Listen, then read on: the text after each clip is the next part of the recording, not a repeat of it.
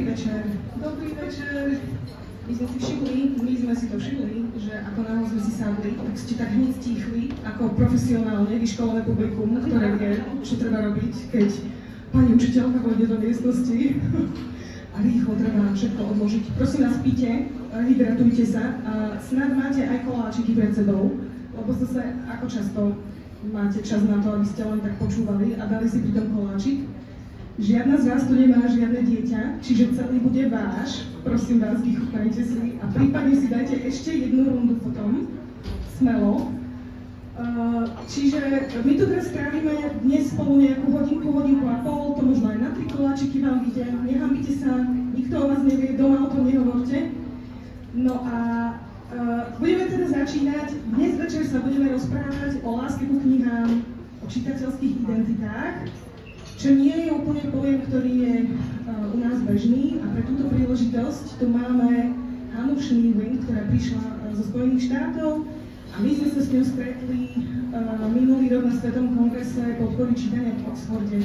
A tam sme sa do seba zaľúbili navzájom a rovno sme si s ňou dohodli teda spoluprácu. Čiže Hannah Schneewin je koučka a takisto konzultantka podpory čítania. Ale je to predovšetkým vedkyňa. Vďaka svojej práci máme tu knižku, ktorú sme dostali do rúk v tom Oxforde. Vďaka svojej práci robila rozhovory s viac než 1000 deťmi a na základe týchto mnohých rozhovorov a 30 rokov práce napísala vynikajúcu knihu s kolegyňou o tom, ako podporovať čitateľstvo. Čiže to je naša Hannah. Vedľa nej sedí Eva, ktorá celý čas bude prekladať, ako vidíte. Keď bude Hannah rozprávať, Eva bude prekladať na hlas. Keď budeme rozprávať my s Danielou, Eva jej bude takto do uška šepotať. Čiže toto je naša Eva, ktorá bude mať tiež poriadne namáhavý večer. Všetci si tu dáme koláčik nakoniec. Na opačnej strane je Daniela, to je Daniela Sochorová. Daniela a ja sme teda z krajiny čitateľov. Možno, že niektorí nás poznáte z projektu Prečítané leto, možno nás poznáte z projektu Naša trieda číta. Možno áno, tam prikyvujete, bosky vám posielame, aj my vás ľúbime. Možno nás poznáte zo seriálu Knižkotypy, kde sme pri spolupráci s RTVS vytvorili strašne peknú vec o tom, ako vznikajú knihy a čo sú to tie práva čitateľa. A Daniela je tu dnes preto, pretože práve Daniela viedla experiment na 7 slovenských školách pod vedením Hannah, práve zameraný na skúmanie čitateľskej identity. Čiže dnes večer sa Hannah a Daniela budú striedať. Hannah bude rozprávať veľa o tom, ako to teda funguje u nich a čo je to tá čitateľská identita. A Daniela to bude na to, aby hneď kontrolovala takou našimi slovenskými reáliami. No a my hneď musíme povedať, že vieme, že slovenský učiteľský kontext je veľmi ťažký. Prosím vás, kto ste tu nie ako učiteľ? Nie ako učiteľ. Nie ako učiteľ. Dobre, zo pár tvári. Kto ste tu ako učiteľky? Nebojte sa, nehambite sa. Výborne. Slovenský učiteľský kontext je veľmi ťažký. My vieme, že veľa vecí nie je, ako by sme si prijali, aby boli. A všetky máte našu úprimnú úctu a lásku a ste úžasné. Ste tie dobré víly, ktoré tu potrebujeme každý jeden diel. A rýchlo vás naučíme to, čo učíme v krajine čitateľov. Zoberte si svoju voľnú ľavú ruku, takto si ju zdvihnite. Položte si ju na rameno a pohľadkajte sa a pohľadkajte. Tak, same seba. Výborne, takže to bolo krátke predstavenie na úvod. Toto je Hannah, Daniela, naša prekladateľka Eva a ja, Marcinová. A kým začneme, mám pre vás ešte jednu otázku. Odpovedzte mi na ňu prosím tak, že zdvihnite ruku a na palcoch ukážte od 1 po 5, ako veľmi. 5 je úplne najviac, 1 je, že vôbec, alebo že málo. Čiže prvá otázka. Zdvihnite ruky, prosím vás, ako veľmi máte radi knihy? Tu vyleteli 5 hore do vzduchu. Si dívam, či vidím nejakú 4, 3, ale môžete povedať, že nemáte radi knihy, to je úplne v poriadku. Nebudete viac platiť za koláče. Kvôli tomu. Dobre, druhá otázka, a opäť od 1 po 5. Mali ste radi radi čítanie na základnej škole? Ako veľmi od 1 po 5? Aha, 5, 4, 3, dobre, to už sme takí autentickejší, 3, dobre, 4, dobre, ďalšia otázka. Mali ste radi literatúru na základnej škole? Takú, ako ste sa učili, viete, Magika figury 2. Tam tu vidím takto palec dole, vidím 2, výborne, 1, no, dobre. Posledná otázka, kým sa posunieme ďalej. Ešte raz. Takže keď toto celé si spojíte, ako veľmi máte radi čítanie? Od 1 po 5. Čítanie, knihy. Dobre. Myslíte, že to bolo vďaka škole, alebo to bolo napriek škole? Vďaka škole? Urobte takto, alebo takto. Vďaka škole? Nie. Alebo takto. Aj to je možné, presne tak. To sú slovenskí tvorení učiteľia. Výborne. Dobre, prečo sa o tomto všetkom rozprávame? Lebo dnešná prezentácia, dnešná celá táto naša diskusia bude o čitateľskej identite. A čitateľskú identitu Hannah z Trusting Readers, čo je jej vlastne výskumná ako keby spoločnosť, definuje čitateľskú identitu ako príbeh. Ako príbeh, ktorý si deti hovoria samé o sebe ako čitatelia. A to je niečo, na čo myslíte počas celej tej najbližšej hodiny. Aký je ten príbeh, ktorý ste si vy hovorili ako deti? Aký je ten príbeh, ktorý si vaše deti hovoria? Či už sú to deti v triede, alebo či sú to vaše deti doma, alebo či sú to deti vašich sestier, alebo bratov a tak ďalej. To, ak teda ešte decka nemáte. A tu my vlastne začíname. Predstavte si, mala som 7 minút naplánovaný na tento úvod a 7 minút prešlo. Čiže dnešný večer som začal dobre, tiež si zaslúžim doláč.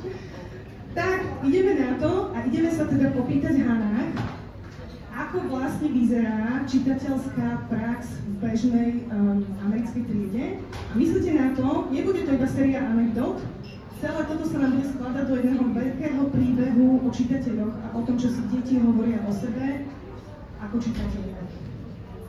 Takže, aká je bežná prax čitateľská v triedách? Aký je ten denný rozvrh? Hello everyone, how are you? First, I want to say thank you to the teachers whose classrooms I got to visit. So that was so wonderful, so thank you so much for having me. Takže ahoj všetci, ako sa máte? Na úvod by som sa chcela poďakovať všetkým učiteľom, ktorí mi dovolili, aby som navštívila ich triedy. Takže ďakujem za túto príležitosť. Yeah, so thank you. So ideally, every day in a United States classroom, we have 120 minutes devoted to literacy. Takže v ideálnom prípade máme vlastne v amerických triedách, učebniach každý deň 120 minút, ktoré sú práve venované gramotnosti. And the time is divided up like this. We have phonics, fluency, which go together, shared reading, which I'll talk about, the read aloud, independent reading, and writing workshop. A v podstate máte napísané aj, že z čoho sa ten denný rozvrh skladá, takže je to hláskovanie, pravopis, potom je to spoločné čítanie, predčítavanie pred triedou, samostatné čítanie a potom aj workshop písania. Čiže 120 minút denne, každý deň v týždni venovaný takto tomuto a teraz ideme trochu lepšie toto rozobrať. So this is, which one is this? Oh, fun. They translated it, so now I can't read it. Teraz už je všetko preložené, už to neviem prečítať. So for young children, 5 years old, 6 years old, we spend a lot of time on phonics. Takže práve pre tie menšie deti, pre tých 5-6 ročných žiakov, tam sa veľmi veľa venujeme práve tej fonetike alebo tomu hláskovaniu. So it's probably the same for your first graders when they learn to read. Asi je podobný prípad aj, alebo asi to máte podobne v tej prvej triede, keď sa žiaci učia čítať. So for example, here you can see the students are learning all of the different sounds that R can make with different vowels in front of it. A tak ako ste videli aj na obrázkoch, takto sa žiaci učia tie rôzne zvuky, alebo teda tú výslovnosť rôznych teda znakov a hlások.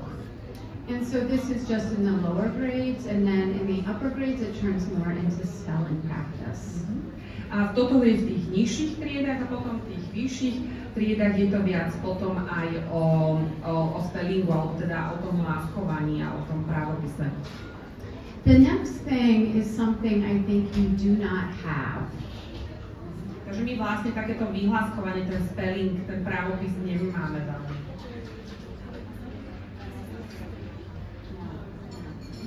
So this is what we call big books. Big books actually originally came from Australia. My používame niečo ako takéto veľké knihy, čo nazývame veľkými knihami, a tieto veľké knihy pochádzajú pôvodne alebo z Austrálie. This is one just so you can see what it looks like. To je iba na ukážku, aby ste videli, ako to vyzerá. So you can see this one is very engaging. It's a question answer. Children get to guess what's going to be on the next page. Takže ono to naozaj tak vtiahne tie deti do toho príbehu alebo tých obrázkov, pretože je to kniha stávaná, ktorá je vlastne otázka a odpoveď, takže je otázka a musia hádať, že čo bude na ďalšej strane. Teraz vlastne už hovoríme o tom druhom bode, spoločné čítanie, kedy pani učiteľka má v ruke knihu, do ktorej vidia vlastne všetky deti a ona hovorí nahlas, oni jej odpovedajú a je to taká veľká spoločná komunitná aktivita spoločného čítania. Číta iba pani učiteľka. So students love doing shared reading because you read the same book for 5 days in a row, and by the 5th day everybody can read it, and the kids get up and they act it out and they make puppets of it, so it's a really great time for everyone. A práve toto spoločné čítanie deti naozaj milujú. Viac menej čítajú 5 dní tú istú knihu každý a na ten 5. deň už vlastne všetci sú schopní a všetci vedia túto knižku prečítať. Oni môžu popri tom aj vstať, môžu si teda ako aj zahrať, vyrábajú si nejaké bábky alebo si to celé zahrajú, takže to je taká aktivita, ktorú to spoločné čítanie všetky deti milujú. Alright, the next thing is what we call the read aloud. I realize that the read aloud to you means something different. Teraz ďalšia táto aktivita, ktorej sa venujeme, je práve to čítanie nahlas, alebo teda to prečítanie. To je asi tiež niečo, čo nie je u nás. So every day a teacher will read aloud a picture book at least once a day, but probably 2 or 3 times a day. And it's a time to read all kinds of books, fiction, nonfiction, poetry, graphic novels, joke books.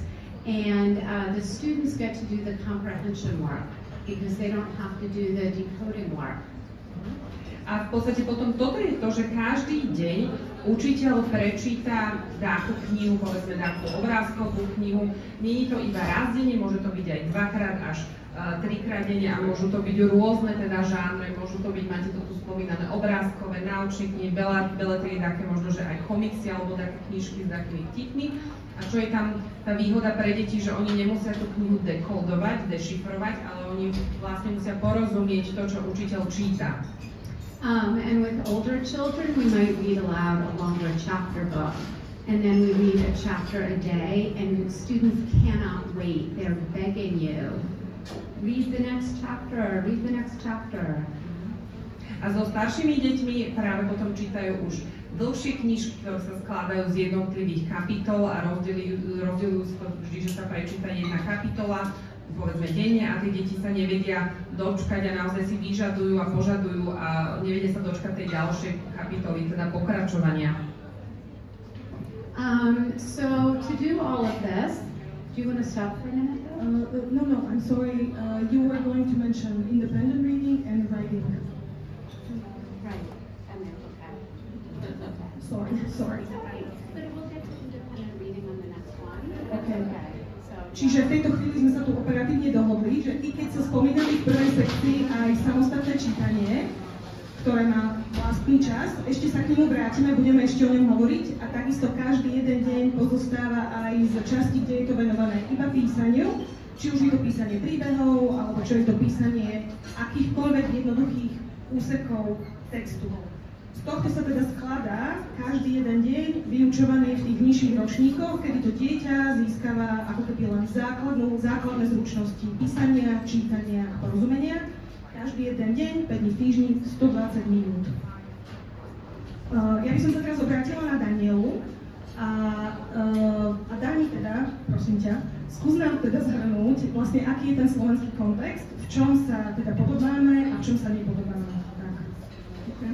Príjemný večer.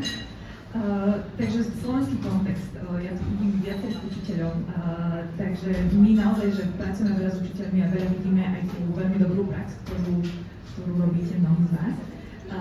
Ale to je niekedy taká anekdotické príklady a my teraz budeme rozprávať veľa o tom, že ako to vo všeobecnosti na slovenských školách funguje. A tie štatistiky nie sú až také dobré. Čiže určite všetci viete, že na Slovensku sa učenie čítať a učenie jazyka skladá z 1. a 2. stupňa. Na tom 1. stupni sa deti učia čítať a na tom 2. stupni sa to posúva k tomu, že vďaka čítaniu sa už učia iné veci. A preto aj tieto 2 stupne sú trošičku odlišné. Ale to, na čo sa tam vlastne v slovenských školách kladie dôraz, a je to tak či už v kurikulu, teda v osnovách, ktoré majú učitelia naplňať, alebo v tej praxi v triedách, tak na tom 1. stupni je najväčší dôraz na to, aby sa dieťa naučilo rozpoznávať znaky, spájať ich do slov a potom plynulo čítať s nejakou intonáciou a podobne, aby to nejako dobre znelo. Na tom 2. stupni potom je ten dôraz na gramatiku a literatúru a prípadne sa tam venuje rozvoju čitateľskej gramotnosti, ale len veľmi máličko sa pracuje s niečím, čo nazývame záujem o čítanie alebo čítanie pre radosť, čiže budovanie toho vzťahu k čítaniu ako takému a teda budovanie čitateľov. Hanna tu spomínala čítanie nahlas. My poznáme iné čítanie nahlas, hlavne na 1. stupni základných škôl, a to je čítanie, kedy všetci žiaci v triede čítajú jeden text a postupne sa striedajú po jednej vete alebo po nejakej dlhšej pasáži. A jeden žiak prečíta jednu vetu, všetci si ju prečítajú potichu a potom ide ďalší žiak a tak toto nasleduje postupne. Žiaci to nemajú veľmi radi, lebo si cítia pri tom trápne, alebo keď to až tak nejde, tak je to pre nich veľmi nepríjemné. Chcete zastaviť na chvíľu, Dani? Tu ako teraz ste, je veľmi pravdepodobné, že vy to tak už možno nerobíte, lebo teda už viete, že toto už vlastne nie je veľmi efektívna metóda. Ak to tak robíte, nevadí. Ale je naozaj možné, že tu sedíte s tými krydelkami alebo s tými jednonožickými rohmi a že vlastne viete, že toto vlastne už nebudete používať vo vašej triede. Zároveň tu ale máme výskum Univerzity Mateja Bela spred 2 či 3 rokov, ktorý nám ale povedal, že toto je najčastejšie používaná metóda na slovenských základných školách, tam je práve tá štatistika. Najčastejšia používaná metóda hlasné prečítanie pred celou triedou, kedy všetci ostatní počúvajú a potom sa nám opäť vracia metóda čítania na počet slov za minútu, ktorá sme všetci dúfali, že už dávno vymrela, ale áno, predstavte si, že je späť, hlási sa o slovo a pravdepodobne asi súvisí práve s tým, že tí vaši kolegovia učitelia vidia úpadok ako keby tých čitateľských zručností a veria tomu, že toto môže byť ako keby efektívny nástroj. Nie je to efektívny nástroj, ale teda ten prieskum 2 roky dozadu ukázal, že je to niečo, čo na slovenských školách naozaj stále máme. Ja ešte, ak môžem poslednú vec, tak vlastne, že to, s čím sa ešte stretávajú naši žiaci, a my budeme o tom ešte rozprávať, je nedostatok prístupu ku knihám. Opäť nie vo všetkých domácnostiach a nie vo všetkých školách, ale častokrát jediný text, s ktorým sa niektorí žiaci stretávajú, je práve čítanka, alebo teda šlabikár, a že vlastne vôbec nepracujú s knihami v škole. Okrem šlabikára a čítanky, čiže jediné 4 knihy, ktoré tomu dieťaťu prejdú v rukách. tí, ktorí ste tu a ktorí už máte naše triedne knižnice, tak akože my vieme o vás, že ste objavili, aké môže byť strašne príjemné prečítať, alebo deckám len tak bez pracovných listov, keď si užívate ten príbeh aj vy, aj oni. Ale k tomu všetkému teda prídeme neskôr. Mám pre Danielu ešte jednu zákernú otázku. Čo má vaše kurikulum nové? Ďakujem, že sa to pýtaš. Áno, ja som tu hovorila o kurikulu, že je tomu vlastne tomu čítaniu pre radosť, že je tam veľmi malý priestor venovaný. To sa ale má meniť a my sa z toho veľmi tešíme, pretože v tých nových osnovách, na ktorých sa teraz pracuje a ktoré vlastne postupne sú zavádzané na rôzne školy, je oveľa väčší priestor venovaný práve niečomu, čo sa volá zážitková percepcia. Čiže vnímanie knihy aj ako nejakého nástroja na zážitok a vlastne toho, že ako ja sa cítim, keď čítam a čo vo mne ten text vzbuduje. Takže toto sa má trochu meniť.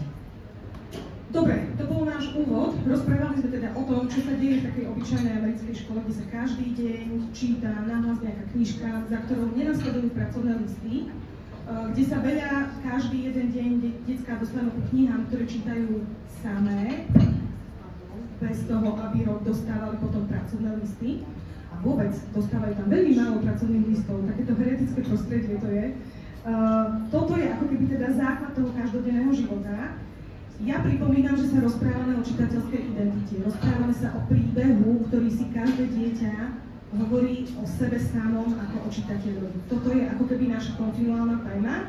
A teraz vlastne prechádzame do druhej časti a ideme sa rozprávať ako keby o hlavnom nástroji, ktorý na toto slúži a prečo ten prístup ku knihám je taký extrémne dôležitý. Čiže ideme sa teraz rozprávať o triednych knižniciach, tak ako teda fungujú v zahraničí, v porovnaní s tým, ako fungujú u nás. A bude to aj povzbudivé, aj trošku smutné zároveň.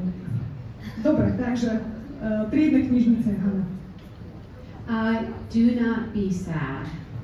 Nemusíte byť smutní. But we believe in the United States that the best way to get students interested in reading at a very young age is for them to read actual books. Takže my naozaj skutočne veríme tomu v USA, že najlepší spôsob na to, aby vlastne sa zlepšili tie čitateľské zručnosti je, aby mali deti možnosť už od útleho veku čítať knižky. So whereas you have textbooks for everyone, we have classroom libraries. Takže my namiesto takých klasických učebníc máme práve takéto knižnice, školské triedne knižnice. This is the part where I say don't get sad. Tu vám chcem povedať, nebuďte smutní. The minimum number of books you need to start so that every child has enough books to read for the year is 750.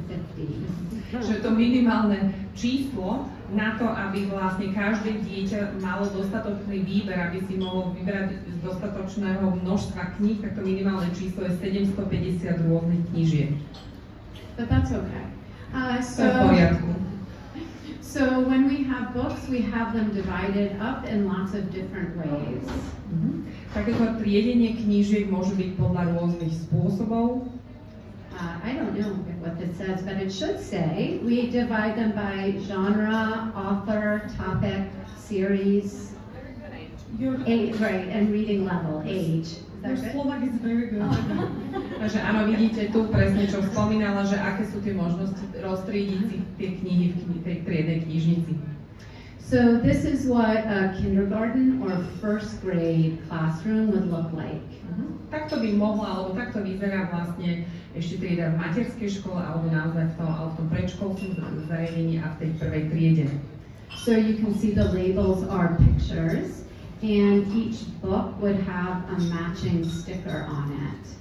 Takže vidíte, že sa to označuje takými teda obrázkami a každá knižka je označená opäť nálepkou s tým obrázkom, kam patrí do ktorej sekcie. And the students are in charge of the library. A na zodpovednosti, knižnicu majú na zodpovednosti žiaci. So they pick books every week and they have to put them back at the end of the week. Takže oni si na začiatku týždňa aj vyberú tie knižky, ktoré chcú čítať a na záver týždňa ich vrátia. So another way of doing it is that the students can design the library. Žiaci si môžu knižnicu aj sami navrhnúť. So it sounds hectic, but it is a lot of fun. Znie to trošku tak hektické, ale v podstate je to veľká zábava.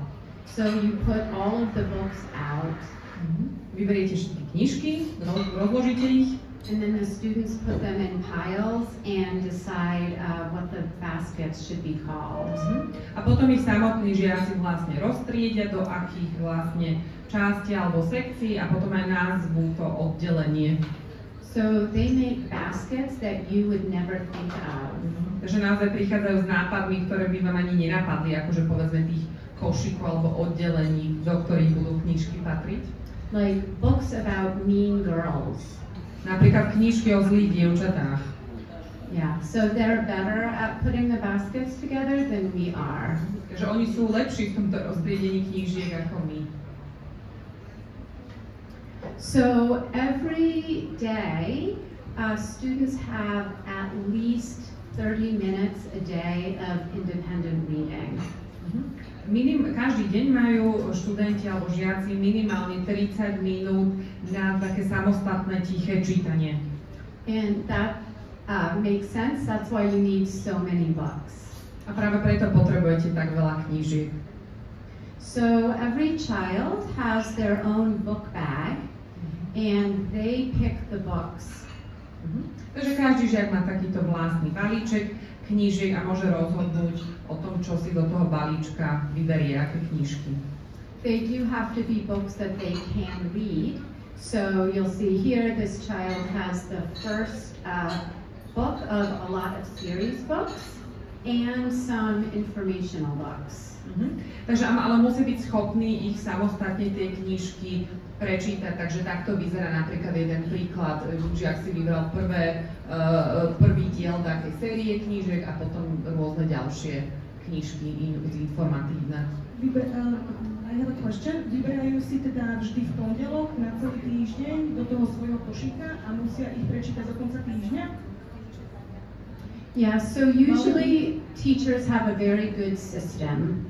Väčšinou majú učiteľa veľmi dobrý systém. All teachers are very organized, like you. Všetci učitelia, podobne ako vy, sú veľmi dobre zorganizovaní.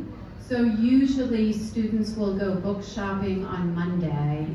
Takže pravidla práve v pondelok si vyberajú knižky. And they have to return the books on Friday. A tie knižky musia vrátiť do piatku alebo v piatok.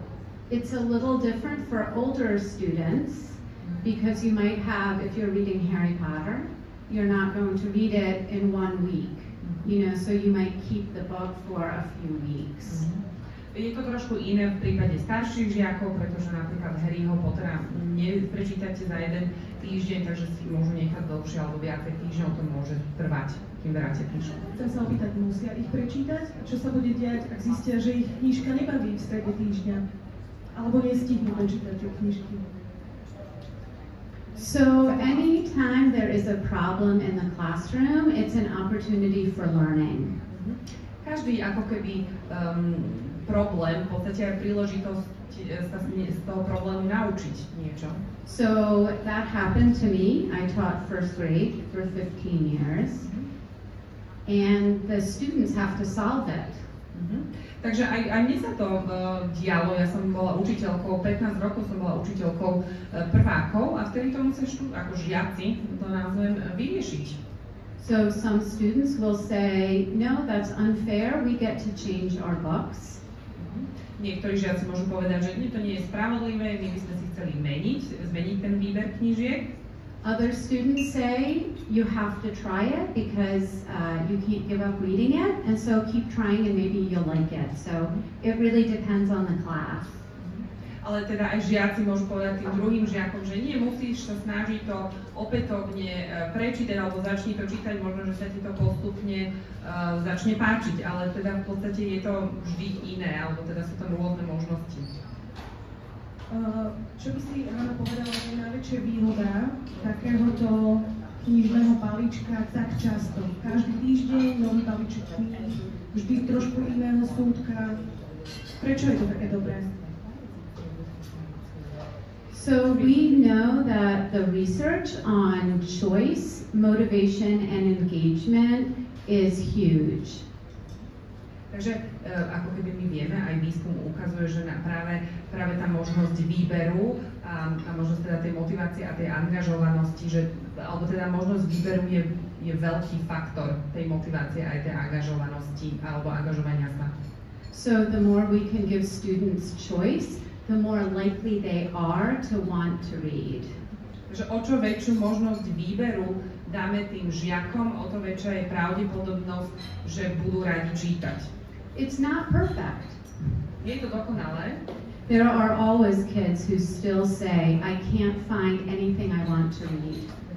Vždy sa nájdú deti, ktoré povedia, že ja si tam neviem nič vybrať, nič sa mi nepáči. So this is something just to show you, it might be interesting. We have books that are published that are on different reading levels.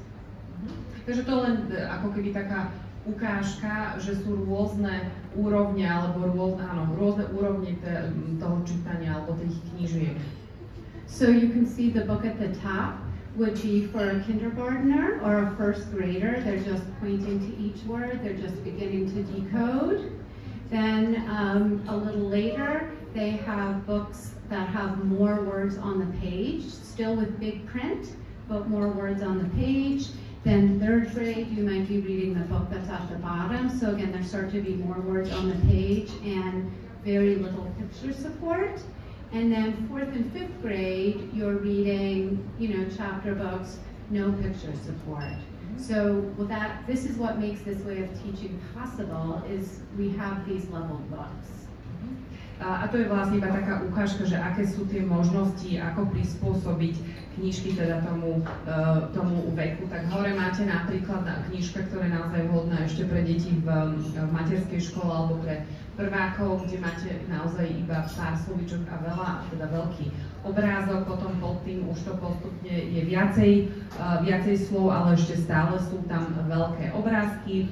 Pod tým ešte na spodku je možno pre takých tretiakov, že tam je stále viacej slov, ale ešte stále je tam aj tá podpora, alebo sú tam aj obrázky k tomu a takí štvrtáci, piatáci už čítajú naozaj knižky, ktoré obsahujú jednotlivé kapitoly a ktoré už neobsahujú obrázky. Takže viac menej toto nám umožňuje ten spôsob učenia, akým učíme, je práve to, že že sú tie knižky takéto rôznorodé. One more thing. Ešte jedna vec. Everybody has a huge range of readers in your class, yes? Každý učiteľ má vo svojej triede rôznych čitateľov. So if I teach first grade, I have some children who are not yet reading. Môžem mať už v prvej triede teda deti, ktoré ešte nedokážu čítať. And I have other children who are already reading a lot. Ale zároveň môžem mať tej istej triede už deti, ktoré dokážu čítať viac a čítajú veľa. So this way, students can each read something that is right for them. Ale takto si týmto spôsobom si práve deti vedia vybrať to, čo je vhodné a čo je správne pre nich. So that's another advantage. Takže aj to je výhoda. So the other fun thing is that kids like to talk about books. Ďalšia teda taká zábavná skutočnosť na tom je, že deti sa radi rozprávajú aj o tých knižkách, ktoré čítajú. So you can read with a reading partner or in a reading group, a reading club. Takže v podstate môžete čítať aj ako keby s akým kamarátom, alebo máte takého partnera na čítanie, alebo môžete čítať aj v rámci takej skupinky, v rámci takého čitateľského krúžku alebo klubu. So these are those were kindergarten children, and they get to read, they practice reading their books aloud to each other. Older children might read the same book or the same series, and they read it quietly, and then they talk at the end of every chapter. Takže na obrázku máme škôlkarov, ktorí vlastne ako keby si čítajú alebo čítajú tomu druhému nahlas, takže čítajú spoločne niečo teda nahlas a tí druhí sú už starší, ktorí môžu čítať rôzne také knižky, ktoré majú viacero pokračovaní, čítajú si potichu, ale potom sa rozprávajú o tom, čo prečítali. So what is the teacher doing during this time? No ale čo počas tohto celého času robí učiteľ? This is the teacher's busiest time of day. V podstate tu je učiteľ najzaneprázdnenejší. So you are conferring with one student one-on-one. Takže vždy si vyberie jedného žiaka, s ktorým sa rozpráva, debatuje. Or you might be conferring and have a small group of students. Takže buď jeden na jedného, alebo si môže vybrať malú skupinku žiakov, s ktorými sa rozpráva priamo. And this is why teachers need to be such experts. A preto sa musia učiteľ naozaj vyznať, musia byť odborníci.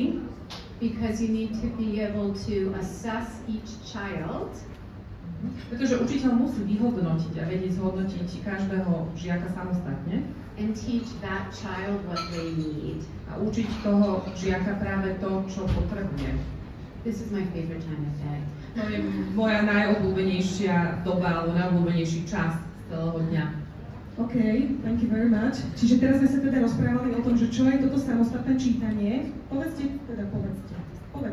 čo vám, urobte nejakú emóciu v tvári, čo vám behá po rozume. 30 minút samostatného čítania denne. Samostatného čítania denne. Urobte nejakú tvár. Tam vidím tako, že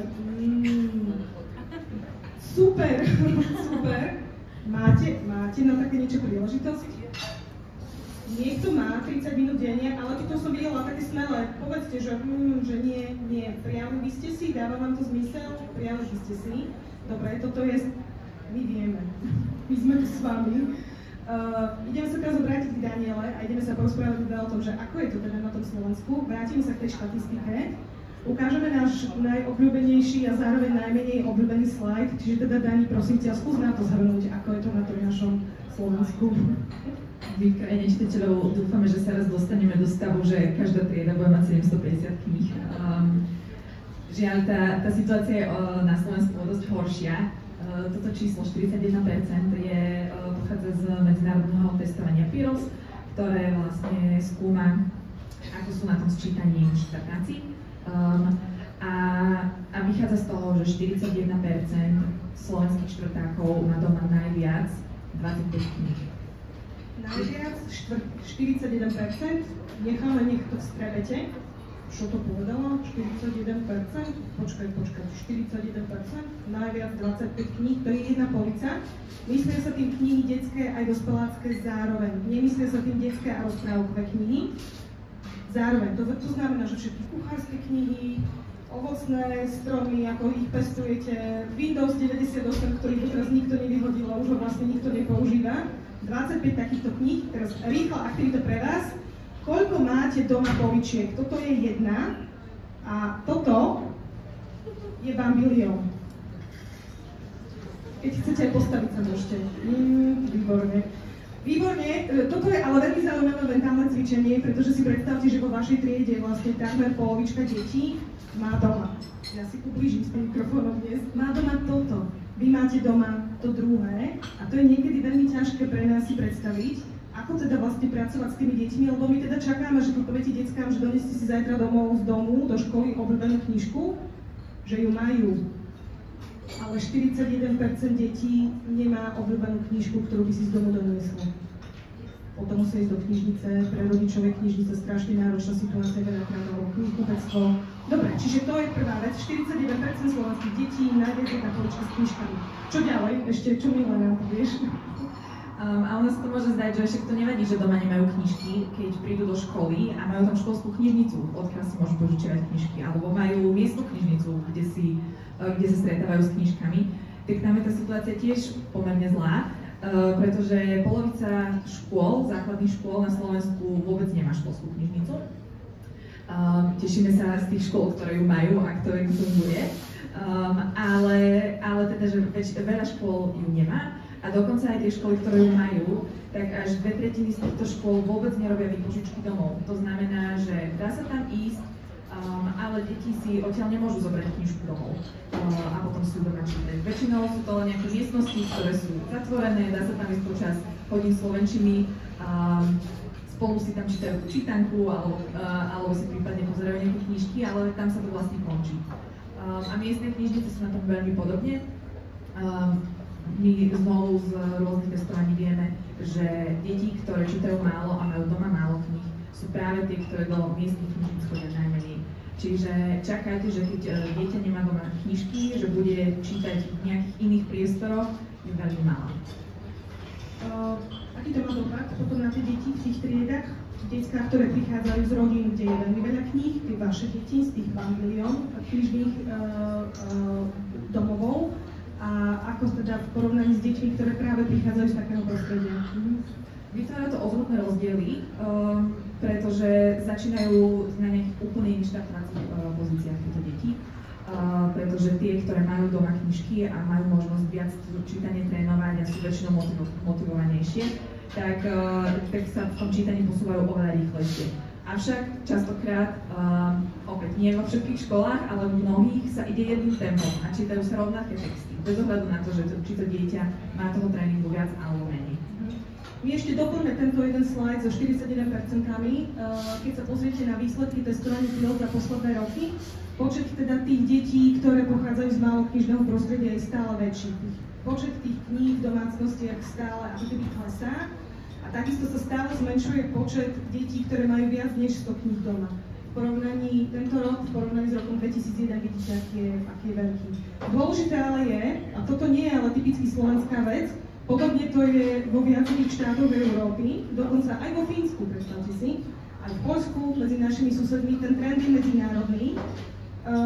Až na to teda, že práve Fíni alebo možno Poliaci to vyhrávajú veľmi, veľmi dobre zabezpečenými miestnymi knižnicami a školskými knižnicami. To je presne to, čo ako keby u nás silno krýva. To z vás ste tu takí, že môžete povedať, že ste hrdí na vašu školskú knižnicu. Pohrďte sa. 4, 5, dobre. Môžete sa pohľadkať a oceniť a veľmi dobre. Nie je vás vôbec veľa. Zároveň ešte tu máme jeden dôležitý slajd. Ak nás poznáte, viete, že o tomto hovoríme často. Čitateľstvo je cesta, kde každý začína ako keby tým, do akej rodiny sa narodil. Ak sa mu čítali leporelá, tak do tej škôlky, ak do tej školy príde lepšie pripravený. Ak sa mu nečítali, tak to všetko je pre neho o mnoho ťažšie. Ale ona sa nezačína leporelom a nekončí sa polotextovou knižkou bez ilustrácií. To nie je nejaký cieľ, ku ktorému sa upierame, to je iba fáza. A vrátite sa dozadu a postupíte dopredu. My sa tu celý večer rozprávame o čitateľskej identite, aj keď vlastne zatiaľ ani tak veľmi, ako by sme o tom nehovorili. My len hovoríme o tom, že veľa kníh, ktoré sú pestré a dieťa zistuje, že ho bavia dinosaury, tak si bude hľadať v tej jednej knižnici knižku o dinosauroch. A potom zistí, že už ho nebavia, alebo ho baví vesmír. Ak príde domov k tej jednej poličke s tými 25 knihami, kde sú knihy o tom, ako pestovať rôzne stromy, ani tam nenájde roboty, ani dinosaurov, ani kráľov a kráľovné, nič z toho tam nenájde. Nebude vedieť, čo je to, čo ho vlastne na tých knihách teší. Viete, čo tam nájde? Čítanku a šlabikár.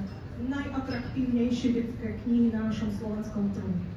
To nie sú knihy, ktoré prebudzajú radosť z čítania. Naučiť deti čítať, o tom nebudeme vôbec diskutovať, ale ľúbiť knihy, tieto knižky asi nenaučia. Pre nás je dôležité myslieť na to, že stať sa čitateľom nie je gonby, že to je vždy proces. A teraz sa ideme hovoriť do tretej časti, a to je teda samotná čitateľská identita, čo to znamená a čo všetko sme už vlastne o nej povedali pred chvíľkou, uvidíte.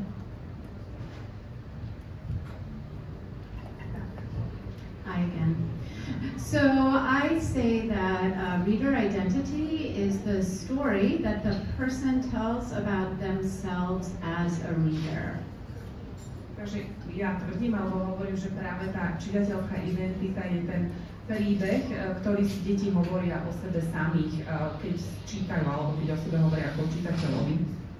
And it is not the story that a teacher might tell about a reader, because those might be very different things. A môže sa to ale odlišovať od toho príbehu, ktorý rozpráva deťom ten učiteľ. So as Vicky mentioned, I started with my writing partner, Jen. Takže ako už bolo spomenuté, začala som práve s mojou partnerkou na písanie s Jen. Začali sme. We started asking children everywhere we went, tell me about yourself as a reader. Začali sme sa všade, kde sme navštevovali deti, začali sme sa tých detí pýtať, porozprávaj nám o sebe ako o čitateľovi. Aký si čitateľ? And we wrote down all of their answers and put them on sticky notes. Zapísali sme si všetky ich odpovede a zapísali sme si tie odpovede na také tie papierky, ktoré sme nalepili niekde. And then we sorted out the sticky notes into different categories.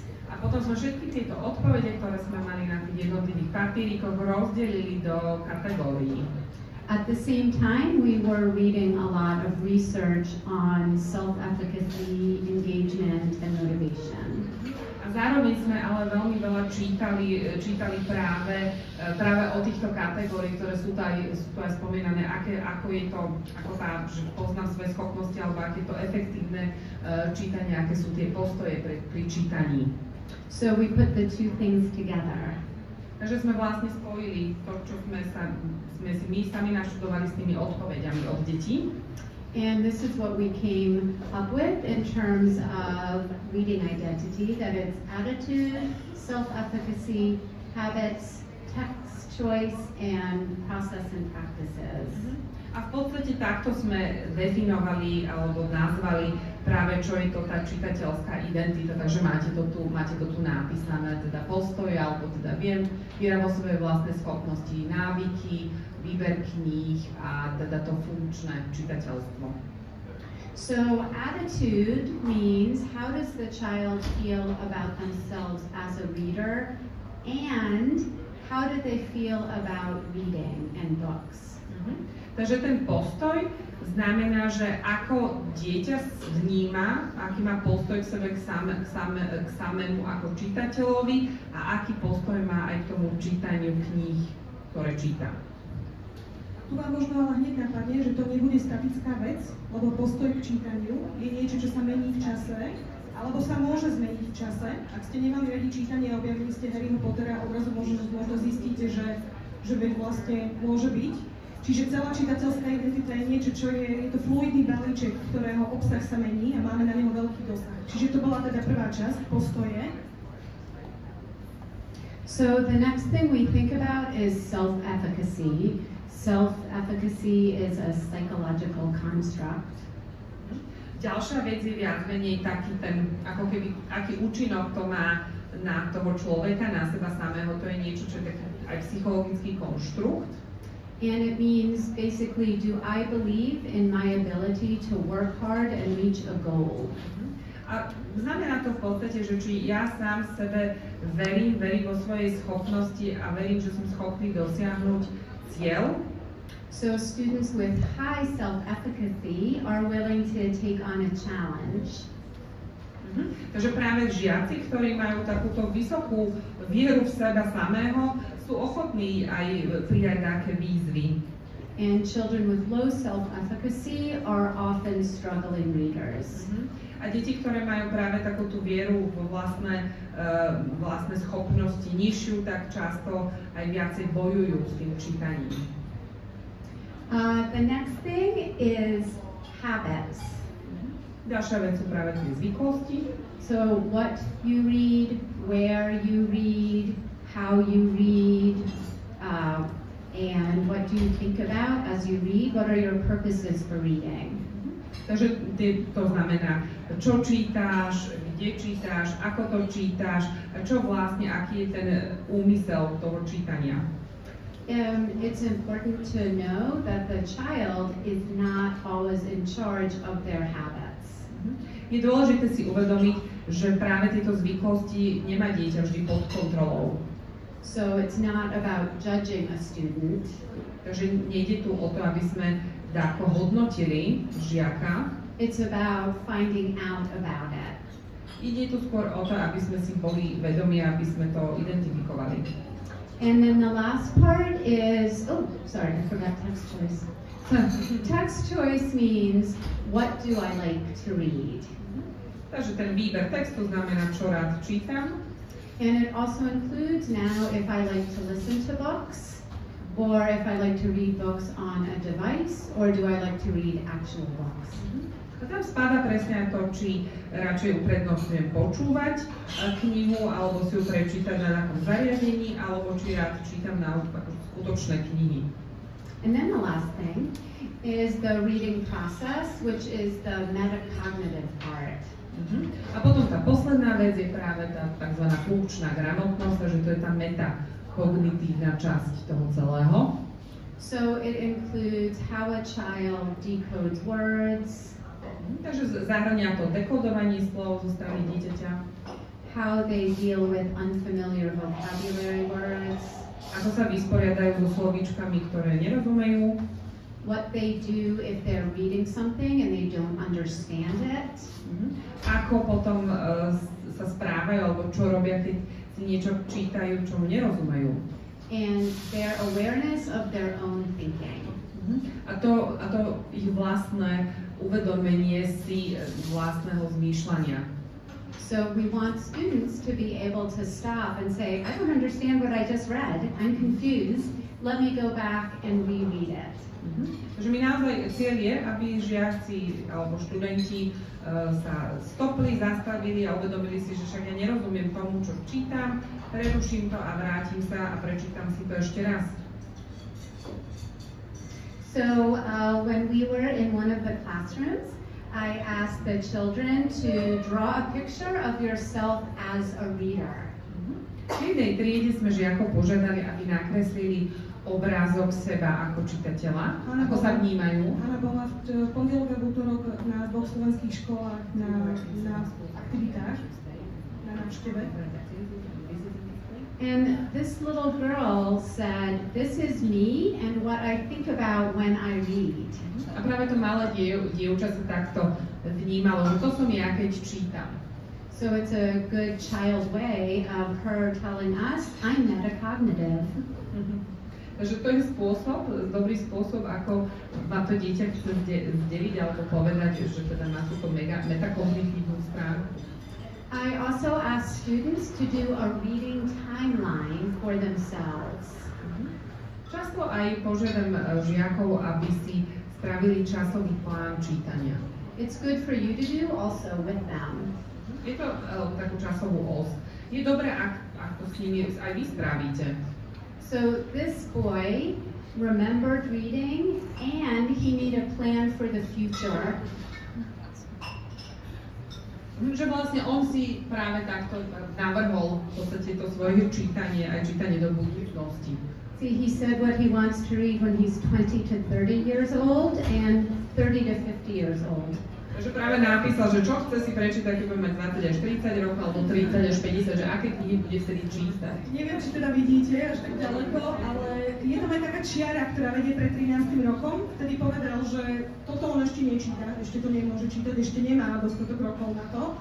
Ale teda do budúcnosti, ako vidíte, si kladie veľký cieľ vo veku 30 až 50. Plánuje čítať psychologické a zdravotné knihy a plánuje čítať noviny. A sci-fi detektívky od 15. Pripravuje sa na teda problém troch telies, výborná sci-fi vec. To, že detektívky napísal s Y, pre nás vôbec nie je dôležité, lebo tu len nehodnotíme právopis a asi by sme pokazili aktivitu, keby sme to okomentovali, ale určite nám to preletelo hlavou, lebo nás poznáme. Aj nám to preletelo hlavou. Áno. So this child clearly sees himself as a reader. Takže je úplne zrejme, že toto dieťa sa vníma seba samého ako čitateľa. And we can help him move forward as a reader by giving him books on topics he's interested in. A my mu práve v tomto ako keby pláne môžeme pomôcť, že mu dáme k dispozícii tie knihy, ktoré plánuje v budúcnosti čítať, alebo ktoré ho zaujímajú. Zároveň ale predstavte si, že by ste takúto časovú os dali kresliť tej časti vašej triedy, ktorá patrí k tým 41%, ktorých knižky sa vojdu na tú chladničku, lebo to je tak šírka chladničky, šírka jednej poličky zhruba. Čo by to bolo? Čo by tam tí deti nakreslili? Aké knihy si oni vlastne pamätajú zo svojho detstva? Okrem môjho Macíka, pravdepodobne, a možno Utopeného mesiačika. Pretože tento chlapec má akože obrovské, bohaté spektrum kníh, ktoré očividne prežíval. A to, že si ich teraz pamätá, je neuveriteľné. My sme s Danielou robili 2 roky dozadu jeden intervenčný projekt na Košickej slovenskej škole a nikto z triedy, s ktorou sme pracovali, okrem 2 veľkých čitateľov, si nevedel spomenúť na knižku, ktorú naposledy čítali, okrem na Malého princa, ktorú mali v tom čase v zozname kníh, z ktorých si mali vybrať na prečítanie za daný rok. A všetci nám rozprávali, aká bola tenká a veľa si o nej nepamätajú. Čiže takto. My sa teraz pozrieme, my sme si s Danielou pre potreby naše vlastné tento Hanin ako keby tú štruktúru čitateľskej identity trochu upravili. Dali sme si ju do takéhoto ľadovca. To funkčné čitateľstvo, ako vidíte, sme dali návrh. To je to, čo je vidieť. Keď sa pozriete na tie zvyšné 4 veci pod hladinou, to sú tie veci, ktoré vy ako učitelia nehodnotíte. To, čo je nad tou hladinou, je to, čo hodnotíme. To je to, čo viete ohodnotiť diktátom a opraviť tam chyby, viete pri vyvodzovaní písmen, viete dať test na to, aby dieťa našlo metaforu alebo porovnanie, alebo chcete od neho teóriu. A to sú presne všetky tie veci, ktoré sú hore nad tou hladinou. A my častokrát zabudáme, že to je jedna z 5 častí čitateľskej identity. My celý večer rozprávame o prístupe ku knihám, ktoré sú časťou čitateľskej identity. Rozprávame o výbere kníh, ktoré tvoria čitateľskú identitu. A keď uvažujeme nad slovenskými deťmi, zisťujeme, že tých kníh majú doma málo. Jeden z kľúčových faktorov tvorby čitateľskej identity je takmer neviditeľný. Keď uvažujeme nad výberom kníh, tak častokrát tie decká dostanú zoznam kníh, ktoré musia prečítať, ale je to pritom jeden z kľúčových faktorov. Takisto, ak hovoríme o návykoch, veľakrát tie deti prosto nemajú kedy čítať, alebo nechcú čítať, lebo neviem, či by sa vám doma chcelo čítať vaše čítanky a šlabikáre. To nie je literatúra na ukončenie večera, keď sa chcete zachúmať do deky. Nebudete si čítať vyvodené písmenká. A z tohto všetkého nám ale vyplýva, toto je možno odpoveď na to, prečo slovenské deti opäť v testovaniach majú tak neuveriteľne nízke skóre čitateľského sebavedomia. 2/3 slovenských detí sa nepovažujú za skúsených čitateľov, lebo oni vlastne nečítajú veľa, lebo oni vlastne tie knihy nemajú. Oni majú tie učebnice a tých je veľa. A tie deti, ktoré sa považujú za veľmi silných čitateľov, to sú tí, ktorí majú doma viac než 100 kníh. Ale 41% slovenských detí nemá doma 100 kníh. Má tu jednu poličku s tými ovocnými stromami a Windows 98 a môjim macíkom, ktorý sa dedí z generácie na generáciu. Čiže 57% štvrtákov a 56% 15-ročných, ako vidíte, majú nízke alebo žiadne čitateľské sebavedomie. To sú výsledky, ktoré sú medzi krajinami OECD úplne na chvoste. Niečo nerobíme úplne dobre, bez ohľadu na to, že každé naše dieťa na konci 9. ročníka je vlastne literárnym vedcom. Daniela, čo ty k tomu povieš, prosím ťa? My sme sa rozhodli tak trošku zreplikovať ten výskum, ktorý vlastne robila Hana v Amerike, na takej menšej vzorke, lebo sme si povedali, že tak chceme zistiť, že ako to teda s tým čitateľstvom majú naši slovenskí žiaci. A teda spravili sme takú prípadovú štúdiu na 7 školách na Slovensku, vo veľkých mestách, aj v malých dedinách, ktoré majú žiakov z bohatých rodín, ale takisto napríklad z marginalizovaných rómskych komunít. Čiže taká veľmi, veľmi pestrá vzorka. A tiež sme sa tak, ako Hanna so svojou kolegyňou pýtali na tú čitateľskú identitu. Čiže ako sa tieto deti vnímajú ako čitatelia. A z tých výsledkov, ktoré sme teda pozbierali, sme zistili, že neexistuje na to nejaká jednoduchá odpoveď. Nedá sa to zaškatulkovať do nejakých 5 kategórií, tak žiaci sa môžu vnímať tak, alebo tak. Vlastne ten rozptyl je veľmi veľký a v každej z tých 5 kategórií, ktoré tam boli na tom ľadovci, je ten rozptyl ozrutný. A vlastne hýbe sa to naozaj od veľkých knihomolov, ktorí ten postoj k čítaniu majú taký, že ja milujem knihy a väčšinou idem neskoro spať, lebo ešte musím prečítať tie 2 kapitoly, ktoré mi chýbajú do konca. Až po žiakov, ktorí nám povedali, že ja neznášam čítanie, dajte mi s tým pokoj.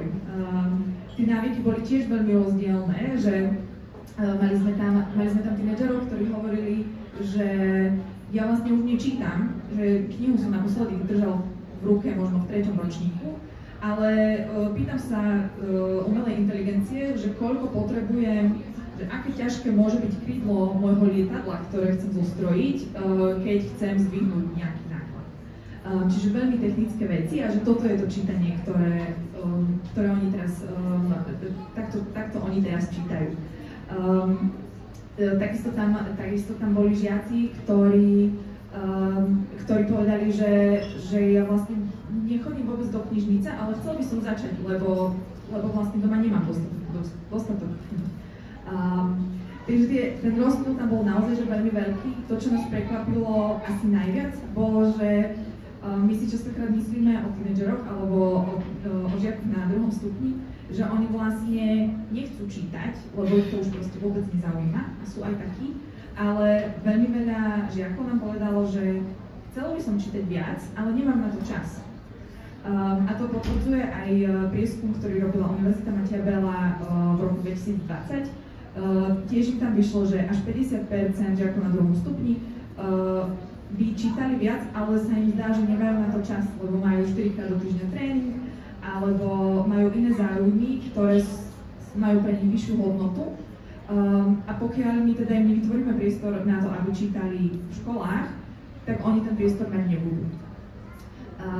Takže to bolo také asi zaujímavé zistenie. Idem sa opýtať tu do družiny. Kto z vás by čítal viac, ak by mal viac času? Hore ruky. Na. S týmto sa vrátite do reality. Chceli by čítať viac, ale nemajú na to úplne dosť času, lebo majú 4-krát do týždňa tréning. Vy máte 4-krát do týždňa prádlo večer v práčke, večernú nejakú, možno, že máte jogu. Každý sa pohľadkajte, ak máte jogu alebo pilates alebo niečo a staráte sa o seba, lebo prosím vás, učitelia, nemôžete ma vyhodiť, lebo čo tu po vás bez nás ostane. Dani, čo bolo pre teba také najviac, čo ako keby ti z toho najzreteľnejšie vypadlo? Asi práve táto vec o tom čase, ale takisto veľmi veľa z týchto tínedžerov, lebo väčšina z nich boli tínedžeri, hovorili o tom, že jednoducho knihy, ktoré čítajú v škole, ich nebavia, pretože nerozprávajú do ich súčasného sveta. Jednoducho Margita Figuli alebo Borisava Jalovica toto nespraví. A častokrát vlastne to boli jediné knižky, s ktorými sa oni stretávali. Čiže toto je ďalšia taká vec, že vlastne požadovali, aby knihy, ktoré by teda mohli čítať pre radosť, aby trošku viac boli z ich reálneho sveta. Znovu pozrite na nich, na ten náš nádavec dozadu. Výber kníh je jeden z tých 5 faktorov a je jeden z najdôležitejších. Ak sa počas celého vášho nejakého formatívneho obdobia stretávate naozaj iba s ukážkami typu Mark Twain, alebo Margita Figuli, alebo Hajníková žena, síce sa budete orientovať v našich národných pokladoch, ale asi ich nebudete mať radi. Keď máte 12 alebo 13 a zažívame prvé lásky a prvé rozchody, to je to, čo nás priťahuje, to je to, o čom si chceme čítať. A je tu niekto, kto odvážne zdvihne ruku a povie, že ja čítam historické romance, kde sa vyzniekajú životiky. Máme tu jedno výborné, lebo to je to čítanie, ktoré potrebujeme do životov. Keď si čítate severské detektívky a vražda je opísaná na 5 stranách, možno potrebujete viacej dobrodružstva a v tom prípade je to dobre pre vás, ak ste našli na to odpoveď. Ale cez tú Margitu Figuli to asi u tých detí nepôjde, lebo to má priamy dopad na ich postoj ku knihám. Ak vnímajú knihy ako niečo nudné, nebudú čítať viac. A nepomôže nám ani séria súťaží, ani séria odmien. Ak to bude nudné, jednoducho to nebude fungovať, to by nefungovalo ani na vás. Nobelové ceny za literatúru sú skvelá vec, ale do nich sa rastie, že? Nedáte si len tak večer popri vešaní prádla Nobelovú cenu za literatúru. Viete, čo som chcela povedať. Ideme do finále, ste tu s nami hodinu a 6 minút. Zatiaľ iba po jednom koláči som videla, ešte máte posledných 10, ešte stíhate. Ideme teda do finále a teraz mám vlastne už len jednu otázku aj na Danielu, aj na Hanách. Najprv sa opýtam Daniely a potom sa teda opýtam Hanách a potom si dáme také srdcerkúce rozlúčenie a pôjdeme všetci domov alebo na koláče. Moja otázka je takto vo finále. Rozprávame sa o príbehu, ktorý si hovoria deti sami o sebe, akí sú čitatelia. Príbeh o nich ako o čitateľoch. A A my musíme uvažovať nad tým, ako ten príbeh čo najlepšie posunúť dopredu, ako to popchnúť, aby to išlo dobrým smerom, aby z nich boli odvážne postavy, ktoré prekonajú kadejaké prekážky a prekonajú Margity a prekonajú Hviezdoslavov a stanú sa z nich verní, silní čitatelia, ktorí na konci dospejú aj ku klasike. Čo preto vieme spraviť? To je prvá otázka, lebo to je to, s čím chceme, aby ste odišli. Čo preto vieme spraviť? Danuška. Tak ten základný predpoklad, ktorý prišla vlastne Hanna vo svojom výskume a vlastne ukazovalo sa to aj u nás, je, že v prvom rade potrebujeme mať vybudovanú dôveru. My potrebujeme, aby žiaci alebo deti nám hovorili, čo si oni skutočne o čítaní myslia, pretože my častokrát na slovenských školách, znovu zovšeobecňujem, ale učíme deti zistiť, že čo je tá správna odpoveď a potom nám ju povedať. A my potrebujeme, aby nám povedali to, čo ľudia naozaj prežívajú. Lebo to je kľúč k tomu, aby sme poznali, že akí sú oni čitatelia a aby sme im potom vedeli pomôcť v tom čitateľstve rásť. Tebe sa nepáči Haníková žena? Národný poklad? Ako si to predstavuješ? Páči. Takto nejak si to predstavujeme. Dobre, čo ďalej? Takže teda dôvera. Ale teda ďalším veľmi dôležitým súčasťou toho rozvíjania čitateľstva je vytvárať priestor na to, aby deti mohli čítať a tínedžeri mohli čítať. My tu máme taký krásny príklad, jedna pani učiteľka z východu, ktorá mimochodom učila maturantov, teda štvrtákov na strednej škole a začala s nimi každú jednu hodinu slovenského jazyka, začala tým, že 15 minút ich nechala si čítať knižku, ktorú si buď doniesli z domu, alebo si ju vybrali z striednej alebo školskej knižnice.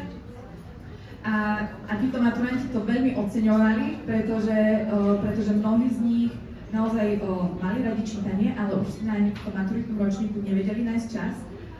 A potom oni napísali takéto listočky, že čo to vlastne v nich spôsobilo. Doteraz som knihy nečítala a nemala som žiaden vzťah ku knihám. Odkedy čítame 15 minút na začiatku hodiny, tak mi to prišlo také zaujímavé a aj som zmenila názor na čítanie a na knihy. Keď som si všimla, že po niektorí čítajú aj anglické knihy, tak ma to naladilo na takú atmosféru, ktorú neviem popísať, ale viem, že si chcem nejakú prečítať.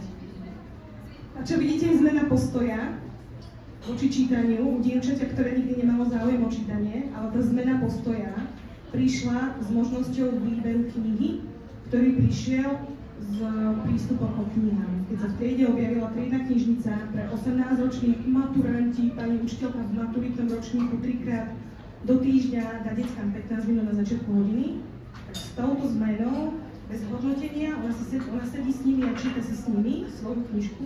Toto je zmena, ktorá prišla od septembra, myslím, v novembri sme dostali tieto správy. Čiže vytváranie času na čítanie. Toto máme fotografie, ja len doplním Dani, toto je fotografia z nejakej druhý stupeň základnej školy. Už ani neviem kde, lebo tých fotiek dostávame celkom veľa. Toto je fotografia z momentu, kedy si žiaci vyžiadali po náročnej písomke pauzu a 10 minút si čítali, lebo povedali, že sú unavení a vyžiadali si to ako niečo, čo ich občerství. Čiže toto sú decká, s ktorými sa pracuje tak, že vlastne už vedeli dokonca pomenovať, že keď si na 10 minút idú čítať, tak sa prosto zregenerujú. A to je strašne dôležité poznanie pre 21. storočie, ktoré nám všetkým dáva zálež a nášmu duševnému zdraviu. A toto je zase nejaká iná situácia, kedy pani učiteľka jednoducho bolo pekne, tak povedala, že nebudeme sedieť tu, poďme si čítať. Čiže priestor, vytváranie času, ako keby. Čiže vytváranie času, kde vlastne budú môcť zisťovať, že tie knihy naozaj môžu zaujať a že si môžu pri nich oddychnúť. To, čo bolo zaujímavé, bolo, že pani učiteľka potom nám hovorí, že oni sa potom oveľa lepšie sústredia tých zvyšných 30 minút, pretože vlastne ten mozog je trochu oddychnutý. Ale teda nie len vytváranie priestoru toho časového na čítanie, ale aj vytváranie priestoru, kde teda sa nachádzajú knihy. My veľmi potrebujeme dostať knihy bližšie k žiakom a bližšie deťom, práve preto, že mnohí z nich tento priestor vytvorený nemajú. A na to sú výborné práve tie triedne knižnice. V slovenských podmienkách nemôžeme mať, alebo veľmi ťažko budeme mať 750 kníh v jednej triede, ale môžeme začať aj málom a už to robí divy. My vlastne v krajine čitateľov máme program, ktorý sa volá Naša trieda číta. Mnohí z vás ho možno poznáte. A tam začíname naozaj s 20 knižkami na triedu. Ale vidíme, vlastne učiteľia nám posielajú potom odkazy a hovoria, že čo to vlastne v tých triedách spôsobuje. A neviem, či tam je teraz ten slajd s tými efektami. Ale vlastne to sú tie veci, ktoré nám oni hovoria, že deti sa oveľa viac z čítania tešia, oveľa viac sa o knižkách rozpráva, častejšie si odporúčajú knihy medzi sebou. A čo mne sa zdá ako jedna z kľúčových vecí je, že oveľa častejšie vidia aj deti, ktoré sú menej rozčítaní čitatelia, že siahajú po knihách. Čiže uzatvára to trochu tie nožnice, ktoré tým prístupom ku knihám a tým rôznym štartovacím pozíciám, s ktorými detská prichádzajú do škôl, tak trošku to uzatvára. Keď sa pozriete na tieto naše efekty, čo je vlastne dotazníkové zisťovanie, ktoré pravidelne opakujeme, pri učiteľoch zapojených do programu, tak vidíte práve zmenu postoja, ktorá sa v tej čitateľskej identite nás nachádza, a vidíte vlastne zmenu návykov, odrazu sa viac rozpráva ako keby o tých knihách, ktoré sú na voľné čítanie. To nie sú knihy na vyučovanie, to sú knihy na to, aby si mali čo zobrať domov, keď na tej chladničke majú na ten Windows 98. To je niečo, čo je vlastne ako keby to najdôležitejšie, tie efekty tých triednych knižníc.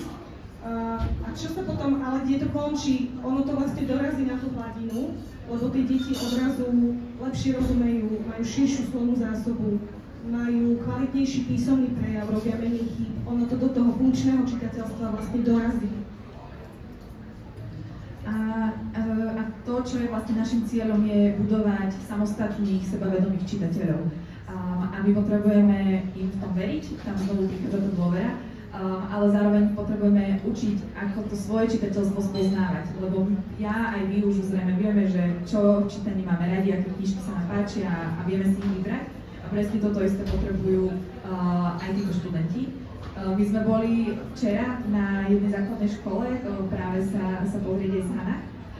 A tam pani učiteľka robila skvelú aktivitu, kde vlastne nechala žiakov, aby vyberali jej nejakú knižku, ktorá by sa im mohla páčiť. Čiže žiaci dostali za úlohu vybrať knižku pre učiteľku. Ohromne ich to bavilo, lebo samozrejme nechali popustiť svoju fantáziu, ale zároveň to bol výborný priestor na to, aby sa oni učili o tom, že čo vlastne spadá do tých čitateľských preferencií, čo sa všetko môže tej učiteľke páčiť. Môže to byť obálka, môže to byť obsah tej knižky, môže to byť téma, a že vlastne takto spoločne spoznávali aj svoju, aj jej čitateľskú identitu. A to je dôležitý krok k tomu, aby vlastne potom vedeli aj oni rozpoznať, že čo sú tie veci, ktoré im sa páčia a čo sa im nepáčia. Akých kníh vyberali? Z akých kníh vyberali?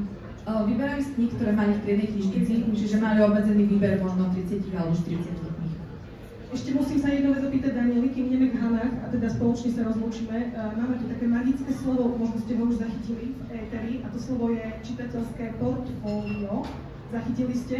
My sa na čitateľské portfólio hrozne tešíme, lebo čitateľské portfólio nie je čitateľský denník a je to súčasť tej zmeny v novom kurikule.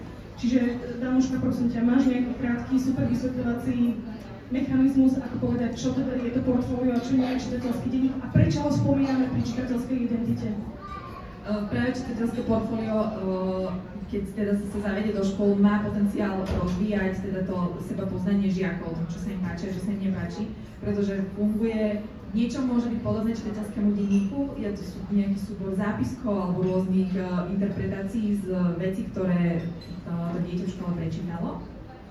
Ale zároveň čitateľské portfólio nemá hovoriť o knihe, ako klasický čitateľský denník, kde zhrniete obsah a napíšete niečo o autorovi, ale má hovoriť práve o čitateľovi. Čiže má to byť takým hľadnutím do toho, že kto tú knihu čítal a ako tá kniha na neho zapôsobila. A práve to je jeden zo spôsobov, ako budú môcť žiaci na základných školách spoznávať svoje čitateľstvo. Nemá to byť určené na hodnotenie, to je dôležité. Ak to má byť určené na hodnotenie niekomu, tak tomu dieťaťu, ku ktorému sa má každé 2-3 mesiace ten jeho súbor zážitkov s knihami vrácať, aby zisťoval, aha, toto som už prečítala, toto ma nebavilo a toto som prečítal 3-krát, toto som znovu prečítal 3-krát, toto mi odporúčili spolužiaci, ale tie knihy od Tomáša na mňa vôbec nefungujú, lebo je v nich strašne veľa textu, ale tie od Eda na mňa fungujú veľmi dobre, lebo Edo je fanúšik komiksu a ja som asi tiež. To je čitateľské portfólio, kresliť si svoje vlastné, ako keby čitateľské územie. A to nebudeme hodnotiť, lebo my nemôžeme im povedať, že no aká hanba, že ty čítaš grafickú novelu, pričom aj vy nejaké máte doma a ľúbite ich. Vo vlnách. Ľúbime ich, áno, presne. Výborne. Ešte niečo? Dobre, ideme do úplného finále, odovzdávam slovo Hane a pýtam sa aj to isté. A to je, čo môžeme spraviť, aby sme deckám pomáhali budovať silnú učiteľskú identitu. So I can give you 4 things to do.